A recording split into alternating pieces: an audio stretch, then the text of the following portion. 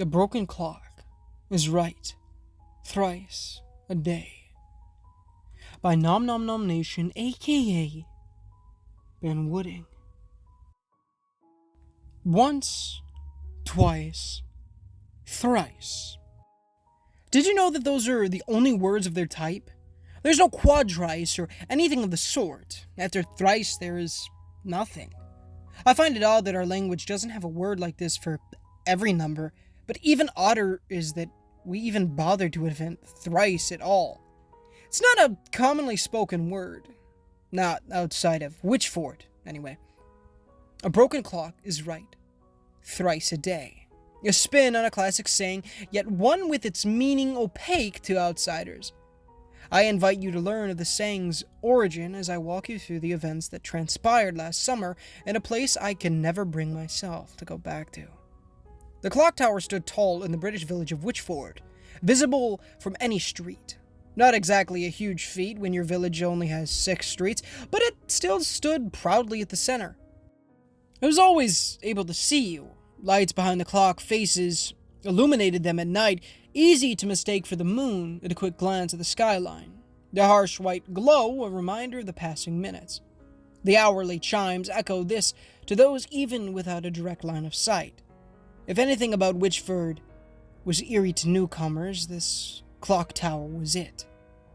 To me, though, it was just there to tell me when my shift ended. The local corner store I worked at had a window directly facing this tower. One day, on a Saturday at precisely 1:07 p.m., the hands stopped moving. I didn't notice until a customer I was serving chuckled slightly. "I can't believe it's been 1:07 for nearly an hour." Her sarcastic tone still not cluing into what exactly she meant. I didn't clock onto the joke until she showed me her watch and gestured towards the clock tower. Sure enough, it was 2 p.m., yet the tower told otherwise. "Well, I guess it'll be right again tomorrow," I joked. "Twice if we're lucky." On her way out, she told me that she was going to inform Tobias. "I'm sure he already knows, but there's no harm in me just making sure." Tobias was the clock keeper, his house attached to the tower. I've never been inside, so I'm not sure whether he technically lived in the tower or next door. I suppose that depends on whether the buildings connect internally. Either way, the tower was his responsibility, as it had been for the past 50 years since his father tragically died after falling from the tower. At 5 p.m., as I finished work, I heard the familiar 5 chimes, seeming to confirm that the tower had been fixed. I never stopped to realize that the chimes continued to be eerily missing the rest of the day, nor did I look at the tower. In the morning the next day, as I left my house for a walk in the summer heat, I saw that the clock tower still read 1:07. Despite hearing the 3 chimes the day prior, my walk always consists of walking down all 6 streets, stopping to say hello to anybody I pass on the way. It's only a 15-minute walk unless the conversations delay it. On this day, though, the air felt quiet, even for a small village like Witchford. Things felt particularly more melancholy than normal. By the end of my walk, I hadn't seen a single person. That was as I got to the final street, the one that goes right through the center of our village, right past the clock tower. I could see Rob, Witchford's lone police officer, standing at the doorway. His hat was held solemnly in his hands, a gesture that he reserves usually only for church services. By the time I got to the clock tower, he had gone to sit in his car. I could hear other officers on his radio, confirming that they were on their way to the location. His car window had been rolled down, so I stopped to say hello. "Morning," I spoke with care to remove emotion from my voice. I didn't know what had happened or how serious the situation was. If something bad had happened, I didn't want to be the obvious twat who walks in and asks, "Why the long face?" He seemed to not even notice me until I had spoken. Yeah, morning to you too. Is everything okay?" "Yeah," his words not matching his mannerisms. "Well, things will be okay." He looked pale. I didn't know what he had seen, but it had spooked him to his core. Before I even got the chance to ask further, he answered with what he knew I was curious about. "We're gonna have to announce it soon anyway, so." He stepped out of his car and stood beside me. "3 bodies were just found inside the gears of the tower, twisted and mangled." I froze at the mental image in my head. It was enough to make me feel sick. I couldn't even imagine how he felt. "Did they fall in? Who are they?" "We don't know anything yet. None of them are local residents. I didn't recognize their faces. At least, not what was left of them. We're treating it as suspicious, but until we investigate further, that's all I can say." As the day went on, more information was released. Sketches of their faces were shown, and not a single person said they knew them. Their identities were a mystery to us, yet we still felt shared mourning for their deaths. It was thought to have been a freak accident after checking various cameras and questioning local residents. Nothing suspicious was found. At 4 p.m., the clock chimed 4, though the hands remained motionless. I think by now it's clear where the saying came from. I don't know who was the first to say it, but for these few days, it's all anybody would say when those chimes hit. Well, even a broken clock is right thrice a day. It wasn't exactly a joke, although by definition, I suppose it is. Nobody ever laughed when the words were spoken. It was more like an absurd observation. The statement itself silently asked the question, but how is it possible for a broken clock to be right thrice a day? The next day, more police were in the area. I would have asked Rob what was happening, but he spent most of the day beyond where the public was now allowed to reach, tied up in the whole ordeal. This day sticks in my mind the most, because it was before any of us knew what was truly going on, but we knew enough to draw up theories. A lot of people thought that maybe they had found more evidence, perhaps even pointing to murder. A crowd of us were on the street of the tower, hoping for someone to inform us of anything. We fell silent after 3 p.m. as 3 chimes played. We went home without any new information, though our questions were partially answered in a town meeting called the next day. Rob stood in front of our small town hall, with officers either side of him. Seeing more than a single police officer in our tiny village still felt surreal. "As you all know, 2 days ago, 3 bodies were found in Witchford Clock Tower. As of now, the identities of these people are still unknown." After a few seconds of silence, Rob continued. "Yesterday, many of you noticed higher police activity. It's always best to lay theories to rest before they get out of hand. I can confirm that 3 more bodies were found in the same positions as the previous 3. So far, their identities are also unknown. We locked the tower and surrounding buildings down with police tape and 24-hour police surveillance." Muttering filled the air, but quickly stopped as Rob opened his mouth to speak again. This time, it seemed to take a while for him to get any words out. "As of 90 minutes ago, 3 more bodies were discovered. This brings the death count to 9. Oh my gosh. Those were the only words going through my head. "We are treating this as a serial murder investigation. Given how small our village is, we have been permitted to prevent anybody from entering or leaving. If any exception is needed, please talk to myself or another officer and we will see what we can do. Thank you." As he walked away and back towards the clock tower, an uproar of questions were being yelled at him. They didn't continue for long as 2 chimes echoed through the streets. It was 2 p.m. Rumors started, of course. We're only human, and it's human nature to speculate. One person thought it was a psychological experiment. "There's no bodies, that's why they won't show them. I can handle seeing a bit of gore. They'd show us if it was real." Many started tracking down the original plans for the clock tower in hopes of finding a secret entrance. How else would those final 3 bodies have snuck past the ongoing investigation? Some would whisper of ghosts, a spirit come to haunt our town, to taunt us, showing us what would happen to us if we don't do its bidding. They were quickly laughed off, but perhaps only out of denial. Everyone had noticed a pattern, of course, as I'm sure you have too. The chimes. They started as 5, then 4, then 3, then 2. Were they counting down? It was the second day of this village-wide lockdown, July 6th.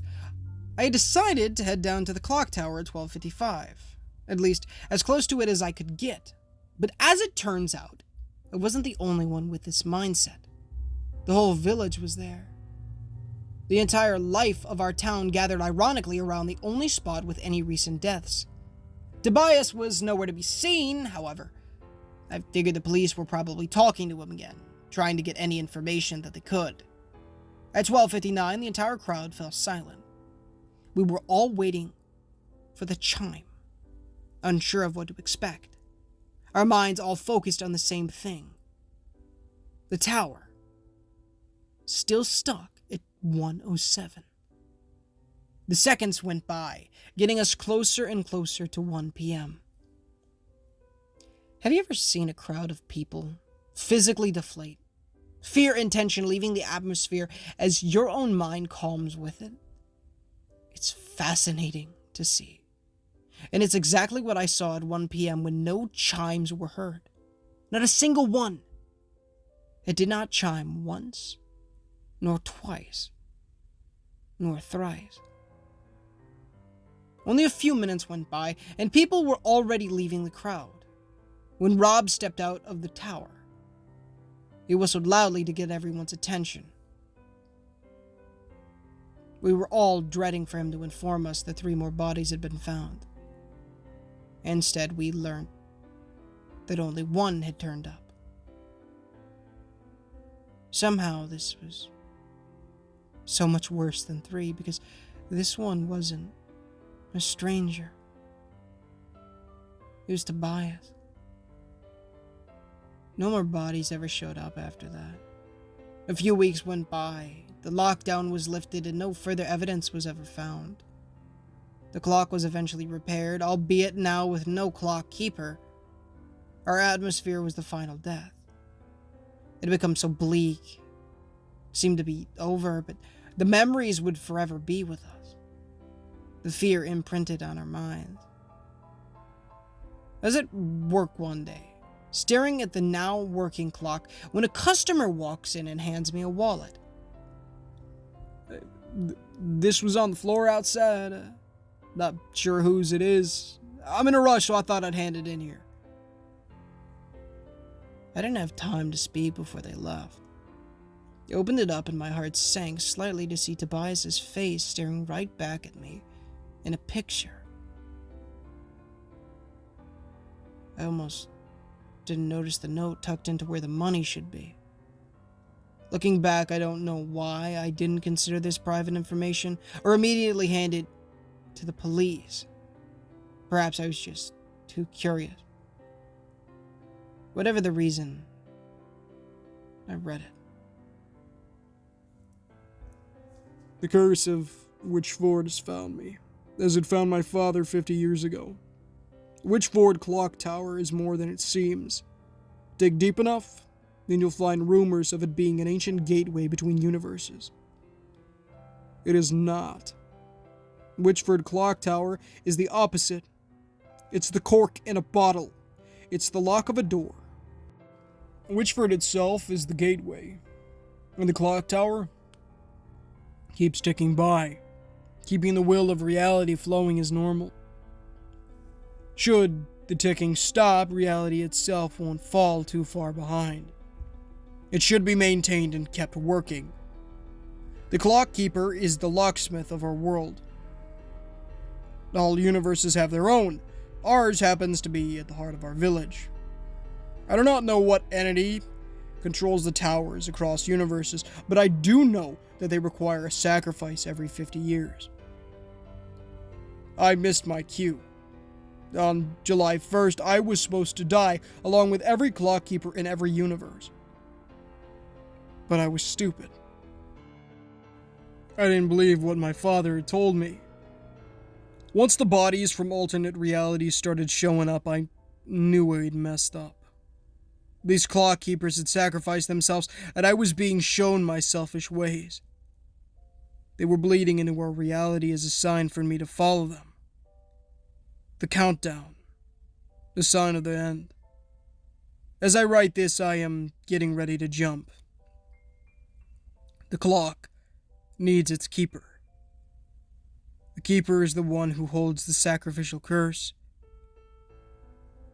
I'm sorry to do this to you, but whoever is reading this, you are the new keeper.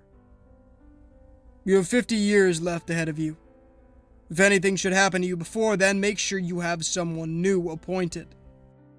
If the curse has no single bearer, I fear the entire village may be its bearer. To the new clock keeper, good luck. I'm ashamed to admit this. I left town the next day. Hey guys, Ninja Gamer here, and thank you so much for watching today's video. If you did enjoy, please feel free to leave a like on the videos. It does help the channel innumerably, and does get the gospel on people's feeds as well. As please consider subscribing. I suppose, as we're trying to hit 10,000 subs by the end of the year, and it would be a massive blessing for the world if you guys did so. As always, the mailing of questions on screen right now, pinned comment description, if you prefer to read it that way. But please give it a read, as it will tell you how to gain eternal life, how to go to heaven. Who wouldn't want that? It'll teach you about repenting of your sins and trusting in the good Lord Jesus Christ with our man's one strength, as well as building that relationship with the Lord by reading the Holy Bible daily, pray daily, and evangelize people. It's great stuff, so please do so. As always, guys, the $1 million question, as well as anything else I talk about here at the end of these stories, is not associated with the author or the story in any way, shape, or form. It is for you, the viewer, unless otherwise mentioned, it is for you, the viewer, to read, so please do so. The amazing Nom Nom Nom Nation, aka Ben and Wooding, a link to his Reddit page and the original story link will be in the description. Also, let me know what you thought in the comments about this story. I thought it was fantastic, as always. The amazing Mew, whose music I use in all of these videos, a link to his YouTube channel, and all the music will be linked in the description as well. If you'd like to use his music for your channel, make sure that for the specific song that you would like to use, it says it is free to use as long as credit is given. If it doesn't, you can't use it, obviously, but if it does, make sure to then put a link to his YouTube channel in your description. And possibly the songs, although I put the songs in there mainly so that you can easily find them if you'd like to listen to them in your free time, like I do. My brothers have a YouTube channel. It's Mac Plush Videos, where they upload plush videos, and they're uploading daily in 2024. I make quite a few cameos over there, so if you want to see me in something other than horror stories and video games, please go check it out. I really, absolutely love their content. It's fantastic. I recommend the South Park video that they just made. I'm in it. I'm Eric. I'm in a cuss. And, as well as the 2021 videos. These are some of my favorites. So please go check those out. My youngest brother, wants to be a rapper, so I'm leaving a link to his YouTube channel and his SoundCloud for his music. The Cole is his name. It's fantastic stuff, so please, excuse me. Please go check it out. It is truly amazing. The Barron County Anthology by Random Ablation 468, as well as a former stalker texted me this morning. She's Been Dead for a Year by Tiro 1000. Both amazing playlists will be linked in the description. If you're a fan of the Barron County Anthology, or, well, if you're a fan of the Children of the Oak Walker, and you want more from the universe, the Barron County Anthology is everything before that. And if you are, so make sure to catch up if you haven't done so already.